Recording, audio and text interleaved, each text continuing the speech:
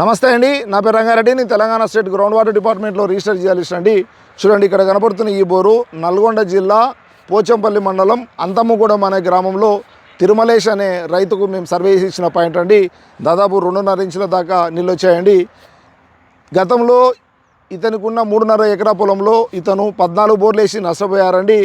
అలాంటి పొలంలో మేము సర్వే చేసి ఇచ్చి ఇప్పుడు 2.5 ఇంచుల దాకా నీళ్ళు ఇవ్వగలిగామండి. చూడండి, జియాలిస్ట్ అనే వాళ్ళు సర్వేకి వెళ్ళినప్పుడు ఆ పొలంలో ఫస్ట్ రీఛార్జ్ కండిషన్స్ ఫేవర్గా సర్వే చేసుకుంటారండి.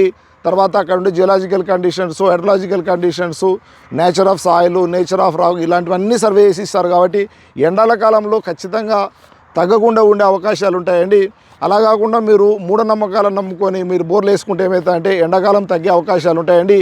ఈ బోరు ఖచ్చితంగా మా జియోఫిజికల్ డేటాకు, డ్రిల్లింగ్ డేటాకు కోయిన్సైడ్ వచ్చిన వాటర్ కాబట్టి ఎండాకాలంలో తగ్గకుండా ఉండే అవకాశాలు ఉంటాయండి. Thank you.